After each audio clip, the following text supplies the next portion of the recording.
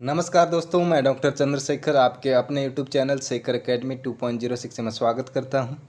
आशा करता हूं आप सभी अच्छे होंगे, स्वस्थ होंगे, मस्त होंगे और आपकी तैयारी भी बहुत ज़्यादा अच्छी चल रही होगी। तो चलिए आपकी तैयारी को और भी सुगम बनाते हैं और आज हम हिंदी व्याकरण के अति महत्वपूर्ण प्रश्नों को करने वाले हैं। तो चलिए क्लास को शुरू करते हैं। यदि आप चैनल पर नए हैं तो चैनल को ज़रूर से सब्सक्राइब कर लीजिएगा, बेल आइकन प्रेस कर लीजिए जिससे कि आने वाली वीडियोज़ की नोटिफिकेशन सबसे पहले आपको मिले। तो चलिए पहला प्रश्न करते हैं। देवनागरी लिपि का सर्वप्रथम प्रयोग किस राज्य में हुआ? भारत के किस राज्य में सबसे पहले देवनागरी लिपि का प्रयोग हुआ? तो सही उत्तर होगा ऑप्शन नंबर दूसरा, गुजरात में। चलिए और आगे चलते हैं। ग्राहक शब्द में कौन सा लिंग है? क्या स्त्रीलिंग होगा, पुल्लिंग होगा? देखिए ग्राहक, ग्राहक क्या है? ग्राहक तो कोई भी हो सकता है। एंजल प्रिया भी हो सकती है ना, और विनोद भी हो सकता है।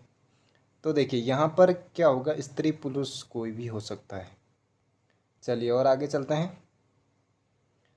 चमक उठी सन 57 में, वह तलवार पुरानी थी, बुंदेले हर बोलूं के मुँह सुनी हमने यह कहानी थी। खूब लड़ी मर्दानी, वो तो झांसी वाली रानी थी। तो ये पंक्तियाँ किसकी हैं? झांसी लक्ष्मीबाई के लिए लिखी गई हैं, लेकिन किसने लिखी हैं? तो सुभद्रा कुमारी चौहान ने लिखी हैं। और ये जो आपकी वीरता की कविताओं के लिए प्रख्यात हैं। चलिए और आगे चलते हैं। भाषाओं के पारिवारिक वर्गीकरण का आधार क्या है? किस आधार पर हमने उनको पारिवारिक उनका वर्गीकरण कर दिया, विभाजित कर दिया? तो वो इतिहास के आधार पर। ऑप्शन नंबर डी सही होगा, इतिहास के आधार पर।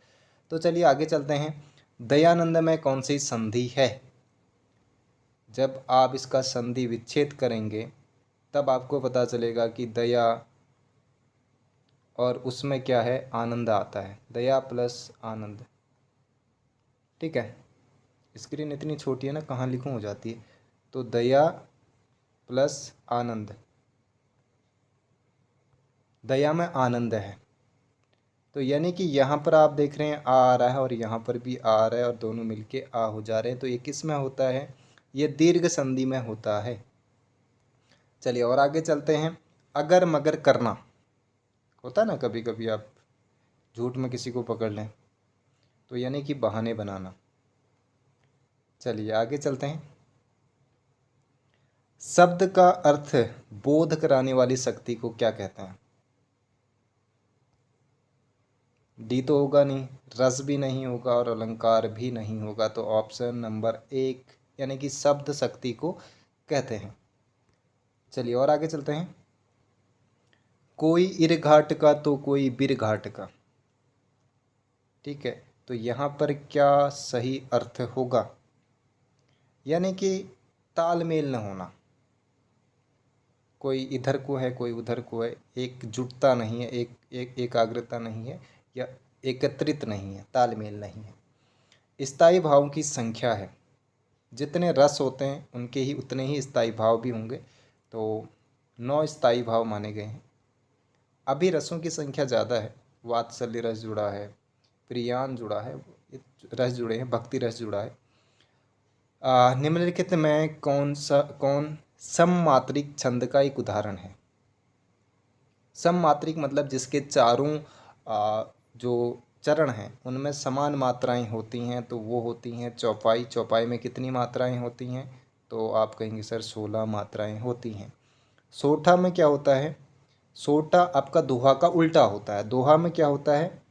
11 और 13 होता है। यानी कि पहले और तीसरे में 11 मात्राएं होती हैं, पहले और तीसरे में 11 होती हैं, दूसरे और चौथे में 13 होती हैं।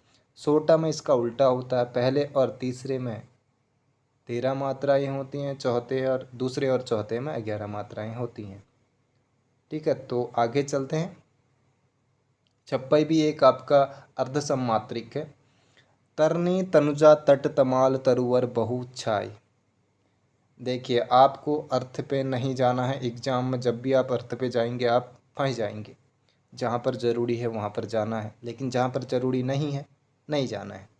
आप देख रहे हैं तो तो और तो, यानी कि तो वर्ण बार बार आ रहा है।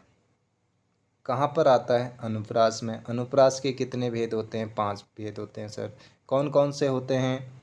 तो आपका छेका होता है जहाँ पर वर्ण 2 बार आएगा, छेका। उसके बाद होता है आपका वृत्त्या। यहाँ पर अगर आप कौन सा अनुप्रास अलंकार है ये पूछ लिया, तब आप लगाएंगे वृत्त्या अनुप्रास अलंकार। यहाँ पर एक जो वर्ण है वो बार बार आता है।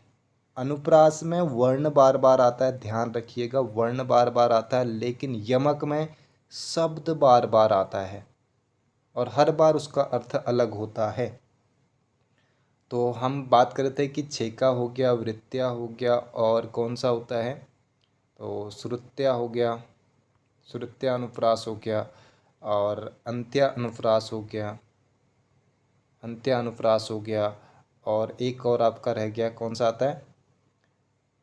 ठीक है, ये हो गए आपका, एक और आता है, मैं भूल रहा हूँ, या तो हो गए साइज से। छेका अनुप्रास, श्रुत्या अनुप्रास, लाटा अनुप्रास। हाँ, लाटा अनुप्रास होता है, ये रह गया था। लाटा अनुप्रास में क्या होता है? देखिए, कोई वाक्य, ये उपवाक्य, वो बार बार आ जाता है, यानी कि दोबारा आ जाता है, तो उसका अर्थ भी चेंज हो जाता है, उपवाक्य या वाक्य। ठीक है, उसको बोलते हैं लाटा अनुप्रास। चलिए, अनाम दास का पोता उपन्यास किसका है? एक प्रश्न में आपके 4-5 प्रश्न सही हो रहे हैं, 4-5 प्रश्नों की व्याख्या हो रही है। अनाम दास का पोता किसका उपन्यास है? तो सही उत्तर होगा हजारी प्रसाद द्विवेदी, अनाम दास का पोता। बाणभट्ट की आत्मकथा, बाणभट्ट की आत्मकथा। ठीक है, ये हो गया, और अनाम दास का पोथा हो गया, पुनर्वाह हो गया। ठीक है, पुनर्वाह हो गया, और एक और आता है इनका उपन्यास, 4 ही उपन्यास हैं इनका। एक है चंद्रलेखा, है ना, चंद्रलेखा ही है, चंद्रलेखा। ठीक है, एक बार चंद्रलेखा को आप जरूर से देख लीजिएगा, मैं थोड़ा सा कन्फ्यूजन हो रहा हूँ। ये 4 ही उपन्यास इन्होंने मुख्य रूप से लिखे हैं। चौपाई के प्रत्येक चरण में कितनी मात्राएं होती हैं? अभी हमने बात की थी, चौपाई में 16 मात्राएं होती हैं चारों चरणों में। ठीक है, अब ये मात्राएं हम कैसे काउंट करते हैं, कैसे गिनते हैं मात्राएं? देखिए, आपने स्वरों में पढ़ा होगा कि मात्राएं कितनी प्रकार की होती हैं। ठीक है, जब आप स्वर पढ़ते हैं तो उसमें क्या होता है? एक दीर्घ मात्राएं होती हैं, दीर्घ स्वर होते हैं। ठीक है, और एक होता है आपका ह्रस्व स्वर, एक को बोलते हैं हम प्लुप्त स्वर। ऐसे ही मात्राओं को 3 रूपों में बांटा जाता है। ठीक है, जब आप राम बोलते हैं, राम में आप ऐसे करके राम बोलते हैं, इसको खींचा जाता है। ठीक है, संबोधन में आ जाता है ना। तो यहाँ पर होता क्या है समझिएगा, इसको हम बोलते हैं गुरु। ठीक है, इसको बोलते हैं हम गुरु। किसको बोलते हैं? इसको हम ऐसा, जो ऐसे वाला चिन्ह होता है, इसको बोलते हैं गुरु। यानी कि ये 2 मात्राएं हैं, इनको हम 2 काउंट करते हैं। ये जो सिंगल वर्ड होता है इसको बोलते हैं हम लघु। जिस भी चौपाई में हम इनको लगाकर काउंट करते हैं, तो अगर उस पर 16 मात्राएं आ रही हैं चारों चौपाइयों में, चारों प्रत्येक चरण में, तो वो क्या हो जाएगा? आपका चौपाई छंद हो जाएगा। प्रत्येक छंद को आप ऐसे निकाल सकते हैं, बस आपको पता होना चाहिए कि इसमें कितनी मात्राएं होती हैं। रस सिद्धांत के आदि प्रवर्तक कौन है? रस सिद्धांत, रस सबसे प्राचीन तो आपके भरत मुनि हैं, इन्होंने ही नाट्य शास्त्र लिखा है, उसी में इन्होंने रस की बात की, और रसों की संख्या 8 ही मानी है। और रस कितने माने हैं भरत मुनि ने? तो 8 माने। कौन सा नहीं माना है? तो शांत को नहीं माना है। उन्होंने कहा जो शांत है वो रस कैसे हो सकता है, लेकिन कभी कभी तो शांत रहने में भी रस है। और भामा का आप देखेंगे तो इन्होंने अलंकार वादी हैं, तो इन्होंने, इनका जो अलंकार सिद्धांत है बहुत ज़्यादा फेमस है, ये पूछा जाता है।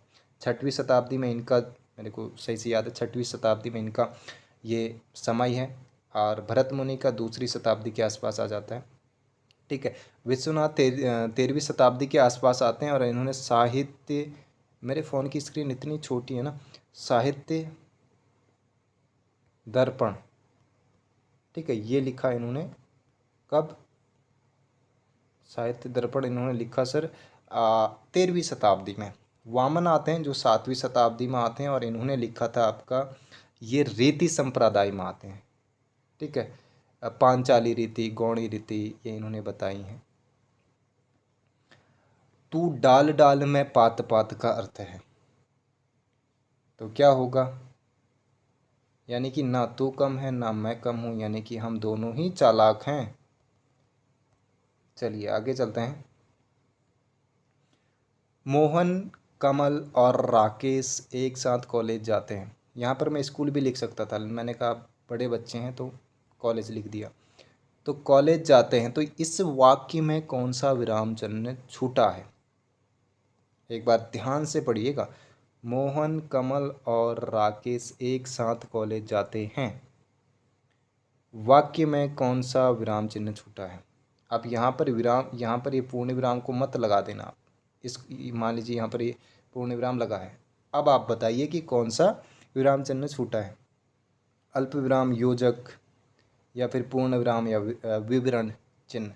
तो यहाँ पर जो छूटा है ऑप्शन नंबर 1 अल्प विराम। अब अल्प विराम कहाँ पर आएगा? मोहन, ऐसे करके मोहन के बाद अल्प विराम लगेगा तब कमल आएगा, है ना। तो सही उत्तर होगा ऑप्शन नंबर 1। तो चलिए आगे चलते हैं। मजदूर मेहनत करता है किंतु उसके लाभ से वंचित रहता है, वाक्य कौन सा होगा? सही उत्तर होगा ऑप्शन नंबर, अगर देखिए यहाँ तक पूछा जाता है ऐसे, मजदूर मेहनत करता है तो आप कहते हैं सर सरल वाक्य है या साधारण वाक्य है, ठीक है। या मजदूर मेहनत करता है और वो एक गाड़ी लेना चाहता है, उसकी इच्छा आ जाती है, ठीक है। यहाँ पर क्या होगा? संयुक्त होगा। जब किंतु ऐसे परंतु ऐसे शब्द लगते हैं तो क्या हो जाता है? संयुक्त हो जाता है। मिश्र वहाँ पर हो जाता है अगर यहाँ पर की आ जाता, ठीक है, या की आ जाता या फिर तो आ जाता, तो क्या हो जाता? ये मिश्र वाक्य बन जाता। जिसके हृदय में ममता न हो, क्या वो निर्दयी होगा? निर्दयी मतलब है जो दया नहीं करता, और निर्भय मतलब जो नहीं डरता, किसी भी परिस्थिति में नहीं डरेगा। आप भी किसी परिस्थिति में नहीं डरेंगे। कहीं कहीं पे तो डरना ज़रूरी है, हर जगह मत शेर आ रहा आप कह रहे हैं कि हम तो नहीं डरते, तो वहाँ पर डरना ज़रूरी है।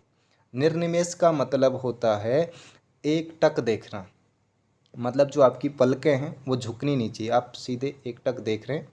ऐसा कभी कभी होता है, मिलन विलाप में ऐसी चीज़ें होती हैं। तो निर्निमेष उसको कहा जाता है जहाँ पर आपकी जो पलकें हैं वो झपकती नहीं है, एक टक आप देख रहे हैं। निर्मम का मतलब होता है जहाँ जिस हृदय में ममता न हो, वो निर्मम ही होगा। चलिए आगे चलते हैं। उर्वर का विलोम, ये प्रश्न मैं पहले एक सीरीज में भी करा चुका हूँ। वहाँ पर उर्वर शब्द किसके लिए प्रयोग में लाया जाता है ऐसा पूछा गया था। यहाँ पर विलोम पूछा गया, तो विलोम विलोम होता है सर ऊसर। ऊसर क्या होता है? ऊसर, उर्वर का मतलब होता है जो भूमि उपजाऊ होती है, उसको बोलते हैं हम उर्वर। ऊसर मतलब होता है जो भूमि उपजाऊ नहीं है, ठीक है। चलिए और आगे चलते हैं। कल, कल नहीं है ये, कला है, ठीक है। ये है जी कला। कला लिखा भी कितना गलत जा रहा देखिए। कला और बूढ़ा चांद किसकी रचनाएं हैं?